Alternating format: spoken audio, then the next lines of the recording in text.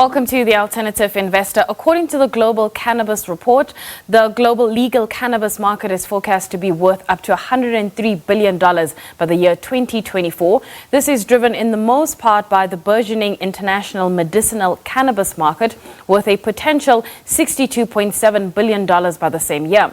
The legislation for cannabis for medicinal purposes within a few Southern African states has been received with a great deal of enthusiasm. To unpack the investment opportunities in South Africa's cannabis industry, we're joined by Pierre Van Der Hoven, who is the joint CEO of SilverLeaf Investments. Pierre, thank you so much for your time this afternoon. Great. Good to be here. Thank you. So, I touched a little bit on what is happening in terms of the potential of this market going forward, but currently, what are some of the realities happening in that space, both globally and in South Africa? Yeah, I think you gave some very big numbers. It's difficult to contextualize them, but the truth is cannabis is now the fastest growing industry in the world.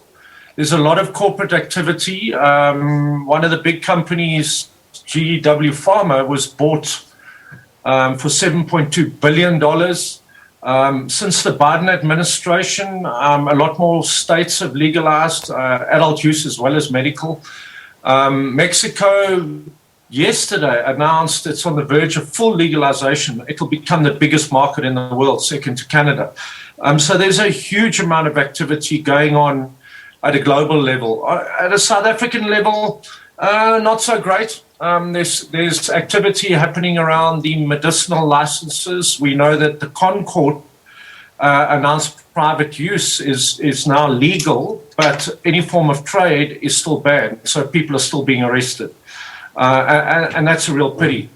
Unfortunately, what the big growth sector in the future is hemp. SAPRA gave up engaging around hemp and handed it over to the Department of Agriculture, and we're sitting and waiting, which is an absolute tragedy as our neighbours are moving forward and South Africa's waiting. So, yeah, good and bad. In terms of what the neighbours are doing, what are some of the developments on their side that is probably, driving that investor demand or appetite? Well, Lesotho was one of the first to move, and they definitely had first mover advantage. They've got substantial investment. They've got some big companies that have set up there. But they're also having their problems. Zimbabwe also took a couple of steps to get where they are. They started with a very restrictive environment, and now they've loosened up and they're starting to attract investment. And then there's a host of other countries that are on the verge of legalization. They have a slightly different model to South Africa's, where they're still keeping it illegal for the public, but they're allowing investment in medicinal, mainly for the export market. So they're coming from a cultivation perspective, but they're lagging in terms of developing their own markets, in terms of retail and products and that kind of thing. Is there still a stigma around cannabis? Even though we had the legislation in 2018, is there still a stigma around it? Yeah, there's a huge stigma, and it's very much age-related. A lot of the young people accept cannabis for what it is. Just in the 1900s, 60% of the medicine in America was cannabis-based. It was the number one painkiller before the discovery of aspirin.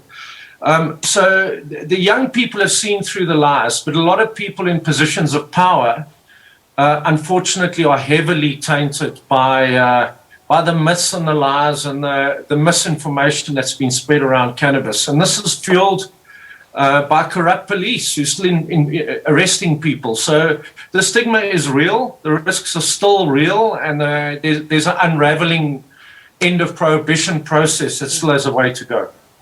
Given what you do at SilverLeaf Investments, where are you seeing the opportunities right now from a South African perspective? Okay, so let's just start with, there's a number of sectors. There's medicinal cannabis. You have to apply to SAPRA, which is part of the Department of Health, for a license. Big opportunity, however, quite large barriers to entry, very strict standards, all based around public safety and efficacy.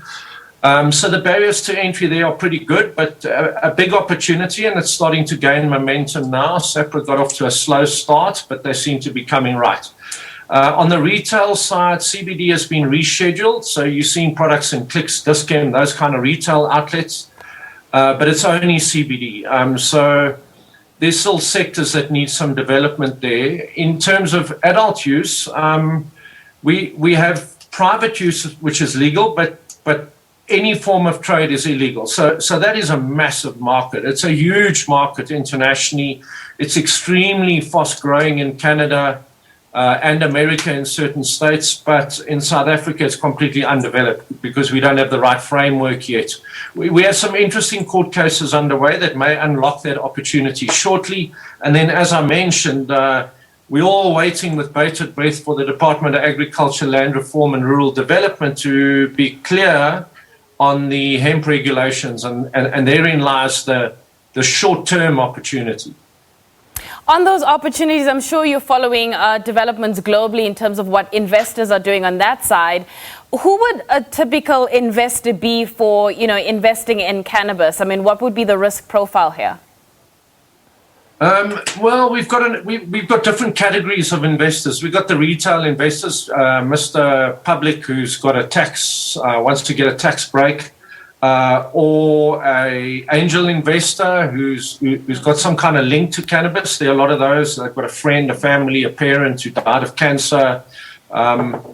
Internationally, we've got a lot of big institutional money on the Canadian Stock Exchange, increasingly on other stock exchanges. London has just opened up, for example, and they're looking for high-quality, low-cost cultivation.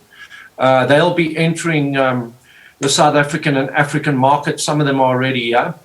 And then the Americans are waiting because it's still illegal at a federal level. So that kind of locks up their investment. But the moment that's it's legalized at a federal level, we see considerable foreign investment coming into our country, which would be great for job creation, rural economic development, and of course, economic growth after the COVID pandemic. Pierre, let's leave it there. Certainly love to have you back on the show as we track the developments in that space. But that is Pierre Van Der Hoven, who is the joint CEO of a company called SilverLeaf Investments. That's it for me. I'll be back with more news at the top of the hour. Stay with us.